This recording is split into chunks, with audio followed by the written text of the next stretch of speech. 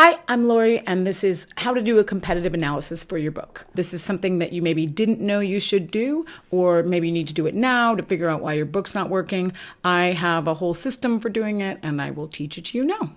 So first, let's talk about who I am for a second. I am an author and a marketer. I used to be traditionally published, and now I just release my own work. I help authors build smarter book businesses with my YouTube channel and my books, how to market a book, how to make a website, just a number of nonfiction books. I just experiment on my own work, and then I share what I learned and try to help you with your book business.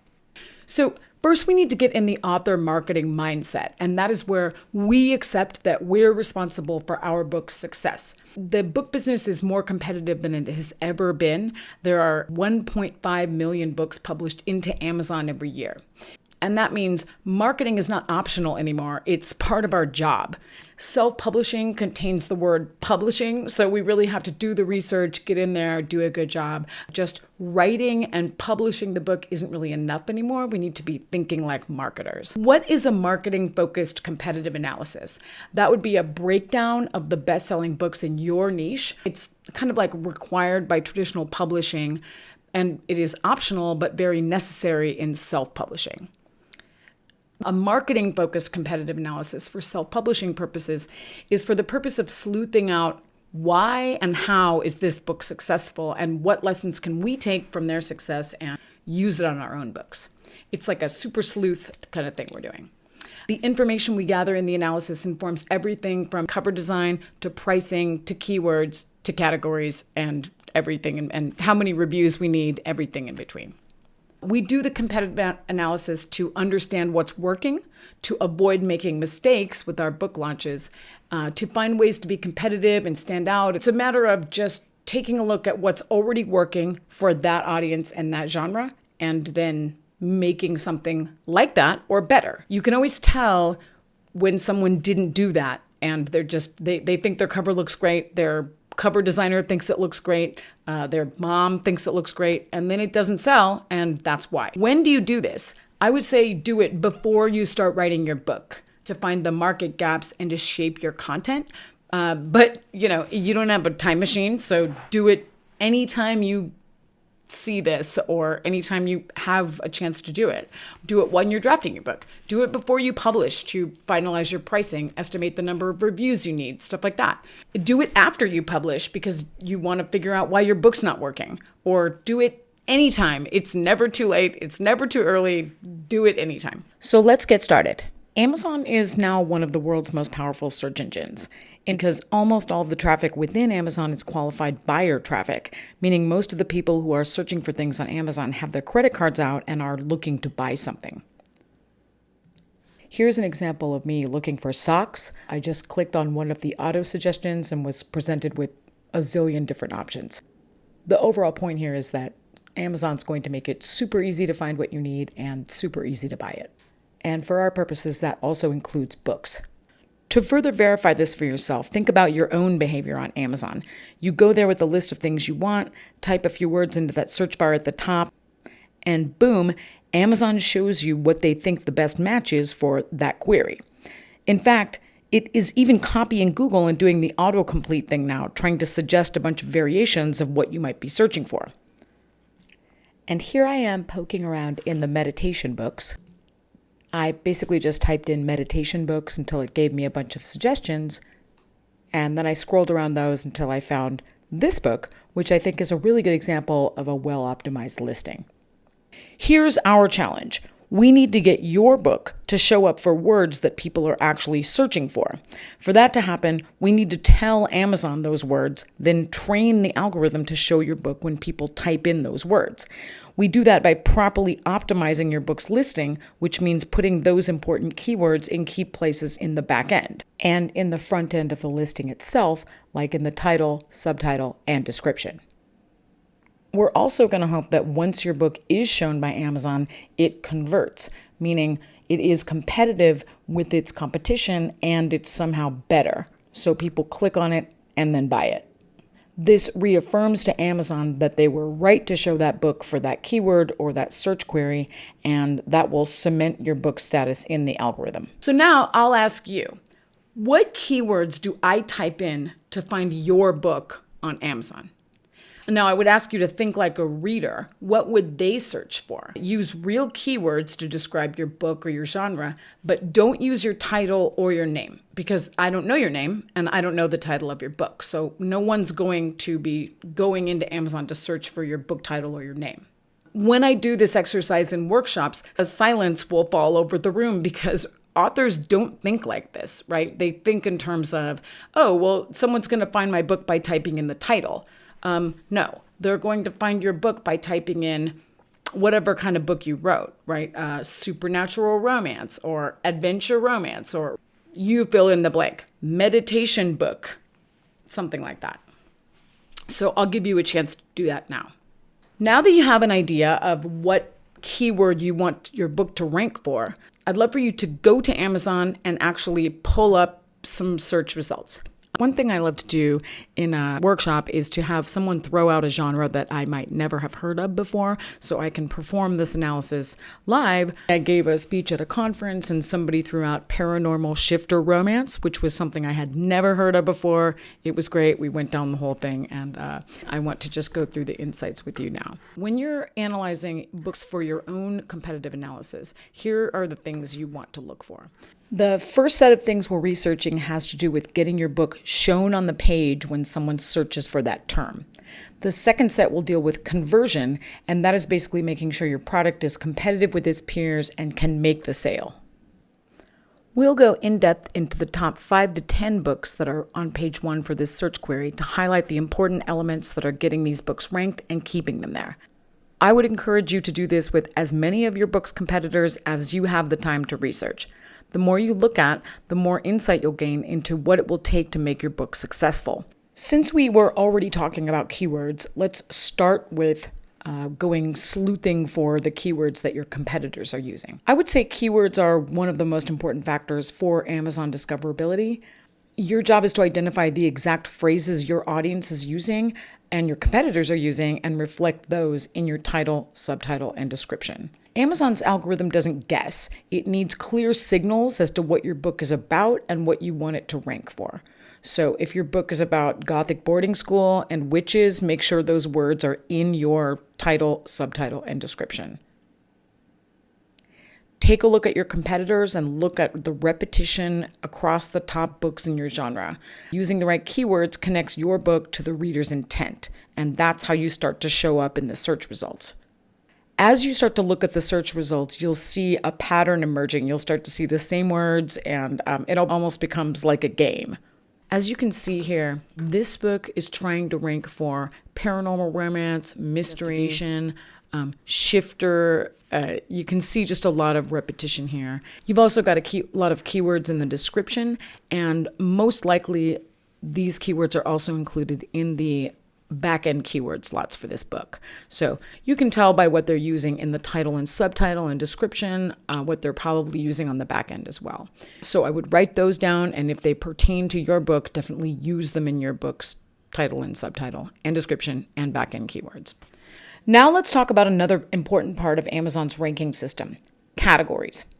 Next, we'll research the categories your competitors' books are in. I don't know if you've noticed this, but the categories you see on a book's product page, those are not the ones you chose when you uploaded your book.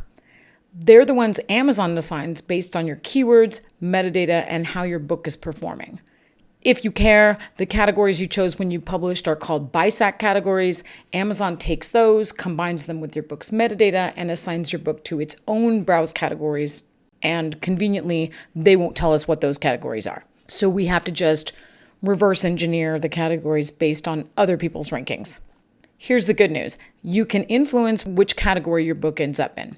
Take these browse categories and put them in your back-end keyword fields and in your description.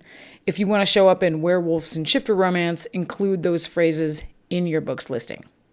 Oh, and if you want to be able to see your competitors' sales ranks and categories like it's just here on my computer, you'll need a free Chrome extension called DS Amazon Quick View. The next thing we look at is number of reviews. Once you've looked at keywords and categories, the next thing to check is the number of reviews your competitors are getting on their books. This will tell you exactly how much effort you'll need to put in to stay competitive for that search term. So if most books on page 1 have 1,000 reviews and your book has 12, that's just an indicator of how much more work you're going to need to put in. It doesn't mean you can't compete. It just means you'll need a strong launch plan, a large email list, and a consistent review strategy. Amazon's pretty good about putting your brand new released book on page 1 for your desired keywords to help you start getting those sales and reviews going. What you have to remember is if you don't get a competitive number of reviews within the 30 to 60 day honeymoon period, your book is going to fall off page 1. So you need to look at who has been there for a long time and try to get a competitive number of reviews.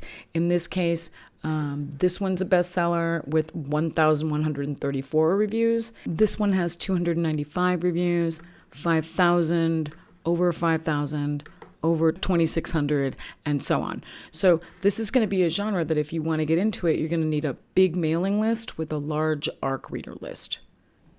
And if you've just now realized that you're in a niche where you need a lot more reviews than you have, don't panic. The best thing to do for this is just to put this review request inside your book and start running paid advertising to your book to hopefully start generating those sales and getting those reviews coming in. So far, we've talked about how to get your book seen, how to get it to show up in search results with the right keywords and categories. Now we're going to talk about what happens next, and that's how to get people to actually buy it or why they're not buying it. Because here's the truth. Yes, people really do judge a book by its cover, especially online and especially on Amazon with those tiny little book thumbnails. In self-publishing, your cover isn't just decoration, it's doing most of the selling of your book. It's the first impression, the hook, the silent promise. It tells the reader this book belongs in a genre that you love reading. That's why taking a look at competitors' covers is a critical part of your competitive analysis. Right now, look closely at the top-selling books in your niche or genre. What do the covers have in common? What fonts, colors, images, and layouts are dominating the space? Your book needs to fit in and then stand out. Because if it doesn't visually match the genre, readers will scroll right past it, even if it's an amazing book. Your cover doesn't just need to be good, it needs to be strategic. Because the right cover doesn't just attract clicks, it builds trust and drives sales. Just for fun and to demonstrate what you're looking for, I did a couple of competitive analyses of popular niches, and I will drop that in right here. Let's start with beach reads. In this genre, color is everything. You'll notice bright, saturated palettes, coral, blue, orange, pink, plus playful handwritten fonts and stylized illustrations. These covers are selling a feeling more than a plot. They scream, this is light, fun, emotional, but not too emotional. Almost every top-selling book here includes the word summer or vacation, and the design supports the seasonal escape vibe. Even when the content deals with serious themes, the covers stay warm and breezy. If you were to drop a thriller-style photo cover into this lineup, it would stand out for the wrong reasons. So if you're writing a summer romance or contemporary fiction meant to be read poolside, your cover needs to signal, this is effortless enjoyment. Next up, cottage cheese cookbooks. These covers are highly functional. Bold fonts, all caps, high contrast type. The messaging is crystal clear. This is about protein, fitness, and results. Almost every one of these covers uses food photography, up-close shots of bowls, casseroles, or plated meals. There's no whimsy here, just trust-building visuals. The layout is almost a template at this point. Title on the top, food photo in the center, sometimes a badge or a subtitle below. And there's a reason for that. Shoppers in this space are looking for useful books. Your cover needs to say, this will help you eat better and hit your goals. If your cover is artsy or too minimal, it won't compete and it will look like you don't know the genre and you maybe don't know what you're doing. In this niche, clarity wins. Let's take a look at bold and easy coloring books. Right away, you can see the vibe. Fun, silly, and highly approachable. These covers feature flat, cartoon-style art with thick lines and big shapes. Exactly what the title promises, bold and easy. There's a consistent use of bright color schemes, round bubble fonts, and themes that feel whimsical, whether it's cute animals, silly crimes, or cozy everyday scenes. Even though any of these are meant for adults, they intentionally use a childlike visual language. It's comforting, it's fun, it promises low stress, low judgment creativity. If you're making a book for this audience, your cover should follow this pattern. Think clear theme, thick line art, and a title that communicates exactly what's inside. Here, genre consistency is everything. And of course, returning to our paranormal shifter romance example, this category is all about drama, magic, and power. The covers here are dark, intense, and richly detailed, usually featuring a shirtless alpha male, glowing eyes, wolves, sometimes lightning or a full moon. Typography tends to be sharp and metallic with fantasy-style flourishes. The titles themselves include power phrases like Alpha's Mate, Lunar Crown, or Fated Bonds, designed to trigger genre expectations instantly. What's really important here is tone. These covers don't just suggest romance, they promise supernatural heat, dominance, danger. A cover that's soft or subtle or doesn't have people in it will get passed over. Readers in this niche want bold, brooding, and unforgettable characters. Now let's look at one of the most underutilized gold mines in your competitive research: other people's bad reviews. I know, it's tempting to skip these, especially when they're really bad. No one wants to read a bad review, even of another person's book, right? But 1- and 2-star reviews on your competitors' books are incredibly valuable because they tell you exactly where readers felt let down. These reviews aren't just rants, they're a roadmap for your success. Look around in the 1- and 2-star reviews for red flags you can avoid. Maybe the pacing was too slow. That's something you can work on. Maybe the blurb promised something the book didn't deliver. Maybe readers were frustrated by the typos, and that will make you do a really good job with your proofreading. Maybe the readers thought the book was too long, and it's the same length as your book, so you need to split your book up into 2 books. Maybe everyone in that genre hates cliffhangers. I don't know. If you can solve the problems that other books have created, readers will not only love you, they will reward you for it with repeat business. So yes, read the 5-star reviews to see what people love, but read the 1- and 2-star reviews to see what you can do better. Next up in your competitive analysis journey, and look, I know it's a lot. We're almost done. We're going to talk about page length and book size. First, let's look at page length. This might seem like a small detail, but it actually matters a lot. Page count sets expectations. If the top books in your genre are all 250 pages and your book is 800, readers are going to assume it's too long or too expensive and they're going to skip it. On the other hand, if what you're trying to write is epic fantasy and your book is 120 pages long, readers might assume that it's not going to be a satisfying experience for them. So just take a look at the top 5 to 10 books or however many you're examining and just make sure that your page count falls roughly in line with what they're offering. Also, let's talk about trim size, and that's the physical size of your paperback or hardcover book. Most genres have standard expectations, right? Romance and thrillers, those are a smaller book like 5.5 by 8.5 or 5 by 8. Nonfiction books, like this book of mine, is 6 by 9. A workbook might be 8 by 10 or 8.5 by 11.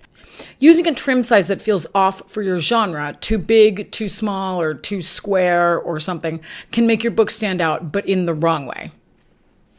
So when you're analyzing competitors, take note of both the page count and the trim size listed in the product details, because a book that feels right in the reader's hands and on their Kindle is more likely to sell. Okay, we have one more thing to discuss, and that is pricing. Because your book's price is not just about what your book is worth, it's about what your audience expects. In your competitive analysis, you want to build a pricing benchmark guide for your niche. That means looking at the top 10 to 20 books for your keyword and writing down what they charge for the ebook, the paperback, and the hardcover. Look closely at the chart. Are most ebooks in your niche priced at $2.99? $4.99? Are they all in Kindle Unlimited, like the Paranormal Shifter books? It's important to know because Kindle Unlimited readers are trained to expect a different buying experience. If 90% of your competitors are in KU and you're not, you're going to need to communicate extra value or be okay with a smaller audience. On the other hand, if your genre doesn't use KU and everyone's charging 99 cents for their book, but you're charging $7.99 for yours, you better have a proven platform or a unique hook that justifies that price. Also, don't forget to look at the paperback and hardcovers prices as well. Many genres have standard ranges like $9.99 to $12.99 or $14.99 up. And if you don't price within those ranges, it's going to hurt your conversions because people are going to wonder, what are you doing? Why is it too cheap? Why is it too expensive? What's the problem? Often when I come across an author who their book isn't selling at all, I'll take a look at the listing. And it's because the pricing is really inappropriate compared to the competition. But they didn't do an analysis like this, so they don't know that like a paperback book shouldn't be $19.99. This is the kind of thing that you might get wrong if you are just doing the book's listing for the first time. There's a lot to that self-publishing interface over at Amazon KDP. And by the time you get to the price section, there is a good chance you will choke and just be like, I don't know, I'm exhausted. What does a book cost? And then you just put a number, even if it's supposed to be temporary, and then it ends up being the number, and doesn't match competitively, so it's going to hold you back. So yes, your price is a number, but it's also a positioning tool. It tells the reader, this is where I fit in the market. Use your research to price your book smart, stay competitive, and avoid pricing yourself out of the conversation. I'd also love for you to go beyond Amazon and visit the websites and social media of the best-selling authors in your genre.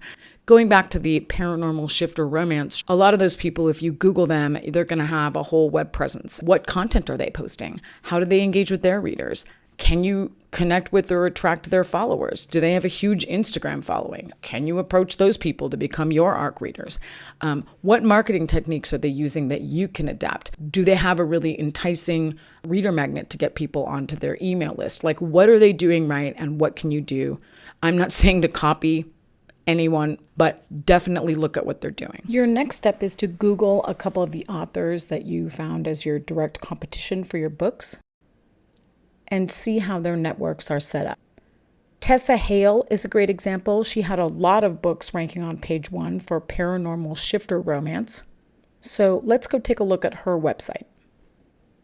As you can see, this author has many, many books, all of which are clearly listed on her website. She has a newsletter. She has a reader magnet,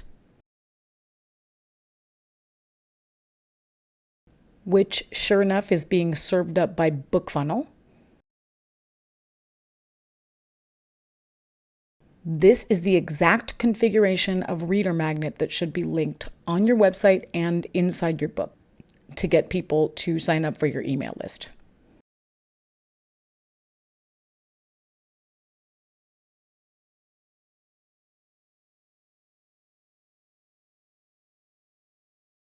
She is also selling merchandise on her website, which is a great way to generate extra income.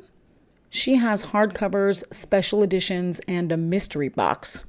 Here are the ways to connect with her. She has over 5,000 followers on her Facebook page.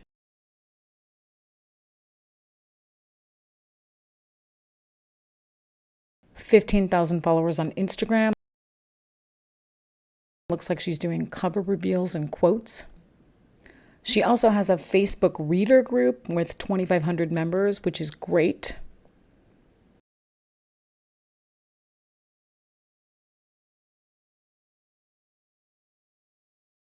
And she is active on Goodreads and BookBub.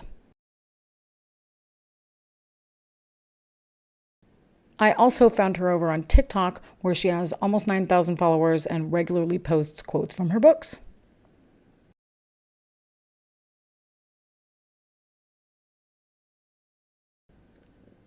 Her link tree is also excellent. If you look here, you can see the ARC reader sign up, a lot of free giveaways, ways to connect with her. It's very comprehensive.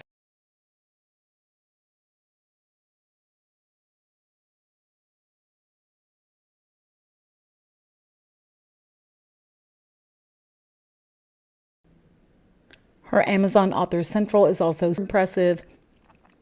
Lots of books, great branding. Some of her books have 15,000 reviews. She obviously has a very large email list.